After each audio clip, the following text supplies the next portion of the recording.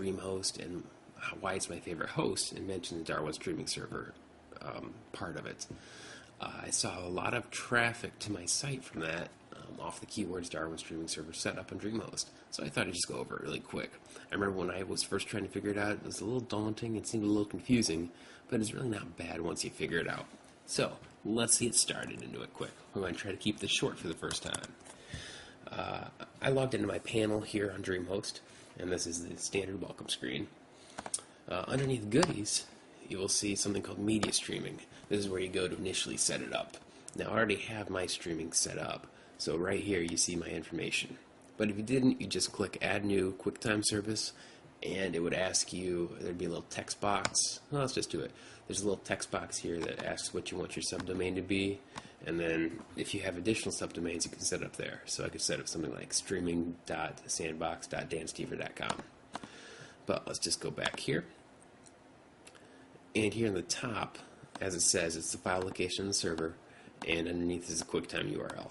So this is what you need to provide to someone to view a stream, to view a live stream or a movie that's been hinted. Also, what you can do with this is put a link on your website, create a standard hyperlink, watch streaming movie here, watch the live feed here, etc. You get the idea. So, set it up in DreamHost on your panel, and then we need to get a program that will provide the stream. Apple produces a program that's great, and it's free, which I really like. It's called QuickTime Broadcaster. So we'll start that up. I'll provide the link to download this in the text. So just click on that if you'd like to get set up. Now, as it's loading, I apologize. You're going to see me. I'm a hot mess tonight. Just sitting in my kitchen hanging out. So, here's QuickTime Broadcaster. Just a quick overview. You have your audio tab right here, your video tab right here, and then your network tab. Your audio and your video, you get to choose things like the source, if you want to enable it or not, and then your compression and the additional gain if you want to add on to it. Same with video, you can choose your source. I only have the iSight plugged in right now, so I don't have an external camera. And then network, here's where you put your settings. You have a transmission method for manual cast, or multicast, manual unicast, and automatic unicast. I won't go into that. Like I said, we just want to keep it short. So I'm going to choose multicast. Now, where we get our audio address and video address, I'll show you that right here. If you're on a Mac, you can open up Network Utility, and then click Ping, and then put in your streaming server address. Alright, just let it hit once, and we get this right here. That's what we're looking for. So you can just copy that and add it in here under audio and video. The ports are standard, those are just the default, so you can leave those right there. Then we'll set this up. I typed in before my first stream. I'm the author, 2010, and there's the link. Great. So, let's go to logged into my server here under CyberDuck. Just to show you, here's the root of my directory. I'm going to go into streaming, and here I have a file that I was just testing with. It's just a hinted movie. But we need to upload a file into here after we create it from QuickTime Broadcaster. So we'll go back to QuickTime Broadcaster. I put in the information.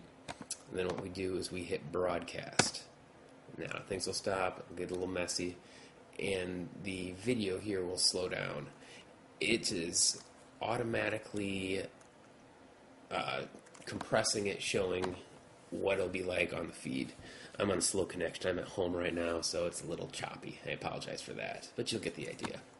So after you hit broadcast, and you have to do it after you hit broadcast, click on File, go to Export, and then click SDP. And we're going to do my dash stream. Okay, let's export that. Now, go back to CyberDuck. You can use any FTP program you like. I'm a huge advocate of free and open source. That's why I use CyberDuck. You can use your favorite like Transmission or etc. So I'll upload this. Now we'll go back to our DreamHost panel. Remember where I showed you have your file location server and your QuickTime URL? Let's copy this QuickTime URL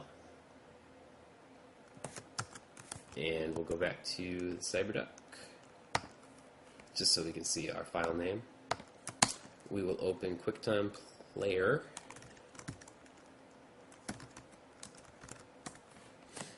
And then once that starts, we'll click on Open URL, paste in, oops, I didn't copy it. My bad, guys. Copy. Let's go back here, move URL, and then at the end here, we'll change our file name to mystream.svp. Click Open. QuickTime Broadcast will pop up, and there's our stream. Not the best quality, like I said. I'm sitting at home in my kitchen, so things are a little choppy. I have a slower internet connection than a lot of people that would at a corporation or such. So, that's all there is to it.